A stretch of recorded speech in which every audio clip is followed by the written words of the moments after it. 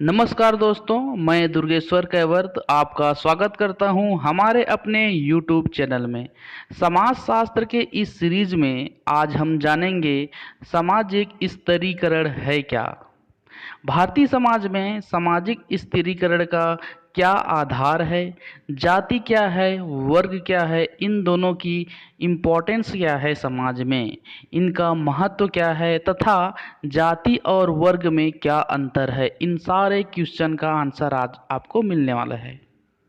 तो चलिए बिना देरी किए स्टार्ट करते हैं।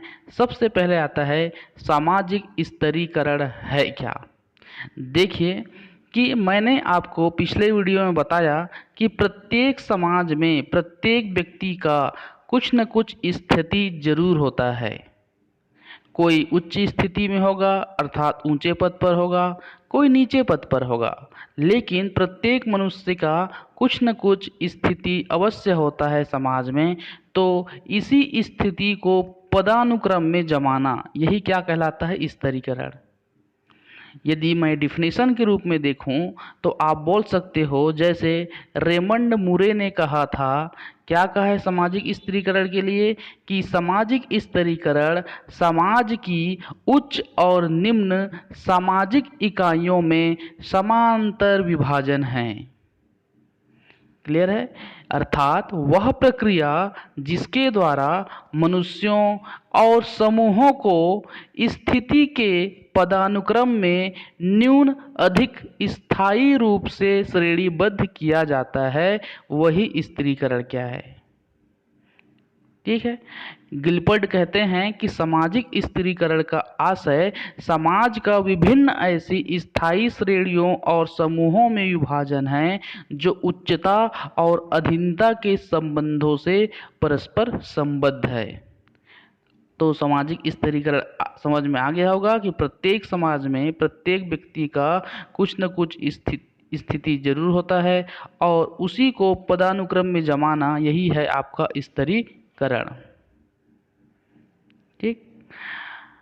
सामाजिक स्त्रीकरण वह प्रक्रिया है जिसमें व्यक्तियों के समूहों को उनकी प्रतिष्ठा, संपत्ति और शक्ति की मात्रा के सापेक्ष पदानुक्रम में विभिन्न श्रेणियों में उच्च से निम्न रूप में स्तरीकृत किया जाता है, उसी को सामाजिक स्तरीकरण कहते हैं।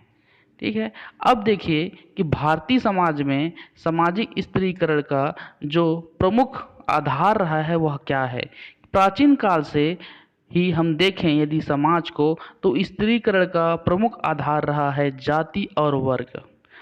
तब इन्हीं दो आधार के बारे में बात करेंगे। वैसे अन्य आधार भी हैं जो सामाजिक स्त्रीकरण का कारण बनता है, जैसे संपत्ति, शक्ति, प्रतिष्ठा। ठीक। लेकिन यहाँ पर हम मुख्य स्त्रीकरण का आधार क्या मानेंगे, भी वर्ग और जाति, इसी के बारे में भी डिस्कस करेंगे। तो चलिए स्टार्ट करते हैं। वर्ग। सबसे पहले जाति देख लेते हैं। जाति क्या है, विशेषताएं क्या है, इनका क्या कार्य है और सामाजिक जीवन में इसका महत्व क्या है। तो जाति, जाति किसे कहते हैं, तो जाति की शब्द है, इसकी उत्पत्ति जो है दो आधार पर बोल सकते हो। जाति का मतलब होता है, ज शब्द से बना है, ज का मतलब होता है जन्म, जन्मा।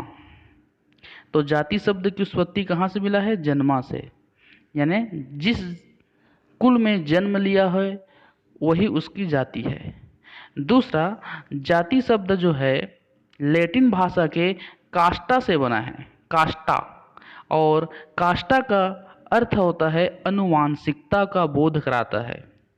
इस प्रकार यदि हम संस्कृत शब्द ज और लैटिन शब्द कास्टा को लेकर चलें तो जाति की परिभाषा किस प्रकार हो सकती है।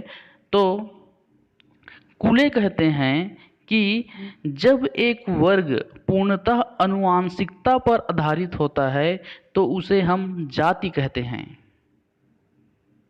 मजुमदार व मदान इसके भाषा में परिभाषित करते हैं कि जाति को एक बंद वर्ग कहा है।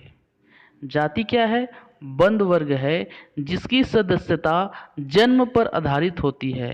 तथा जो अपने सदस्यों पर विवाह, खान पान, व्यवसाय व सामाजिक सहवास संबंधी अनेक प्रतिबंध लागू करता है वही जाति कहलाती है।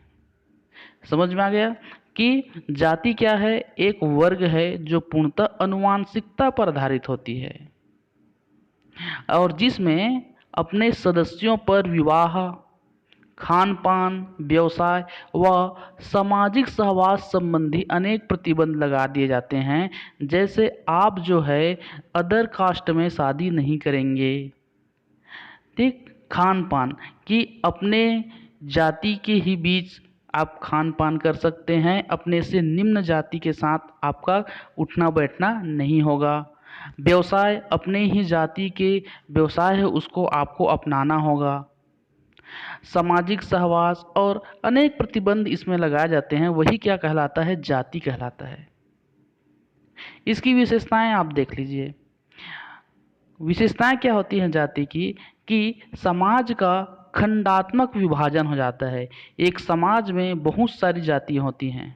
आप देखी होगी, जैसे अभी समाज है, एक समाज में क्या है? बहुत सारे कास्ट होते हैं, ठीक। दूसरा होता है कि संस्तरण। समाज के सभी जातियों में ऊंच नीच का क्रम होता है। एक समाज है, उसमें अनेक जाति हैं और इस जाति में भी ऊंच नीच का क्रम होता है। तो ये है संस्तरण कि जाति के अंदर भी ऊंच नीच का क्रम या उतार चढ़ाव का क्रम देखने को मिलता है, चाहे धन के अनुसार हो, चाहे संपत्ति के आधार पर हो या प्रतिष्ठा के आधार पर हो, ठीक। नेक्स्ट है खान पान व सहवास पर प्रतिबंध कि आप अपने से निम्न जाति के साथ या दूसरे जाति के साथ खान पान और सहवास संबंधी आपको प्रतिबंध होगा। नेक्स्ट है नागरिक व धार्मिक नियोग्यताएं तथा प्रतिबंध। इसमें कहा जाता है कि जाति व्यवस्था में सबसे उच्च जाति अर्थात ब्राह्मणों को माना गया है, इसी कारण उन्हें धार्मिक अधिकार ज़्यादा प्रदान किया गया है और निम्न जातियों को धार्मिक अधिकार कम प्रदान किया गया। अभी भी आप देख सकते हो इसको दैनिक जीवन में। व्यवसाय के चुनाव का अभाव कि यदि आप किसी पर्टिकुलर जाति हो तो आपको उसी से संबंधित व्यवसाय करना पड़ेगा। यदि आप किसी दूसरे उच्च जाति की व्यवसाय करेंगे तो जो उच्च जाति है आपका विरोध करता है इस काम को करने के लिए। नेक्स्ट है विवाह प्रतिबंध कि सिर्फ अपनी जाति में ही आप विवाह कर सकते हैं, जिसका पालन अभी भी कड़ाई के साथ होता है। ये इसकी विशेषताएं हैं। अब देखिए कि इसका महत्व क्या है, इम्पोर्टेंस क्या है जाति का। तो यदि व्यक्तिगत जीवन में देखें तो जाति का क्या इम्पोर्टेंस है कि सामाजिक स्थिति का निर्धारण करता है। जैसे ही व्यक्ति जन्म लेता है उसको एक स्टेटस प्रदान हो जाता है जाति का, और इस स्टेटस को आप जो है संपत्ति, सफलता, असफलता, इससे आप इस स्टेटस को परिवर्तित नहीं कर सकते। आप जिस कास्ट में जन्म लोगे वही आपका जाति होगा।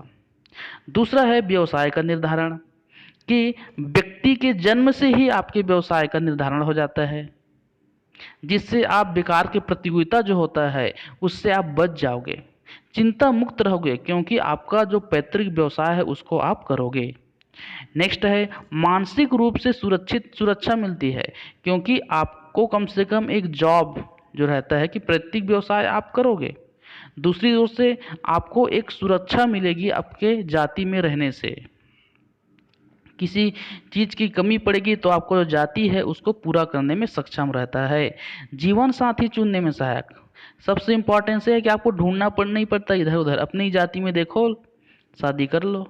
तो जीवन साथी चुनने में ये जो जाति है इसका बहुत ही बड़ा रोल है कि जाति व्यवस्था के अंतर प्रत्येक जाति के अपने नियम हैं जिनका पालन करना प्रत्येक सदस्य का परम कर्तव्य है, और विवाह के जो नियम हैं इसका पालन करना पड़ता है, और व्यक्ति को जीवन साथी चुनने में सहायता करती है जाति। नेक्स्ट है सामाजिक सुरक्षा। जैसे आपको बताया कि जाति सामाजिक सुरक्षा भी प्रदान करती है। यदि आप संकट में फंसे हो तो आपको सुविधा आपकी जाति देती है। व्यक्ति के व्यवहारों पर नियंत्रण कि जाति व्यवस्था के कारण व्यक्ति का व्यवहार नियंत्रित है। पर क्यों? क्योंकि प्रत्येक जाति के अपने नियम रहते हैं जिनका पालन करना प्रत्येक सदस्य का कर्तव्य है, तो व्यक्ति के व्यवहारों पर नियंत्रण करता है। अब देखिए लीजिए कि जाति का सामाजिक जीवन में क्या इंपॉर्टेंस है। तो सामाजिक जीवन देख लिए कि प्रत्येक जाति के अपने कल्चर होते हैं, रहन सहन होते हैं, वेशभूषा होते हैं।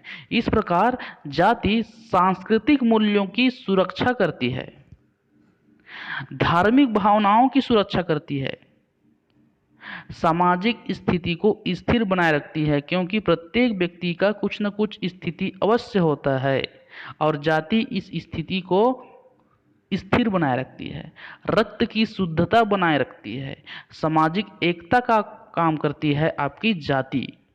क्यों? क्योंकि सभी जाति एक दूसरे से क्या रहते हैं, डिपेंड भी रहते हैं।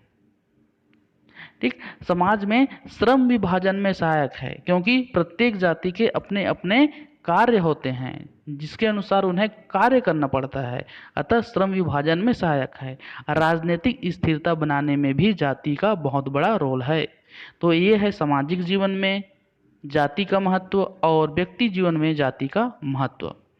चलिए अब जानते हैं वर्ग क्या है।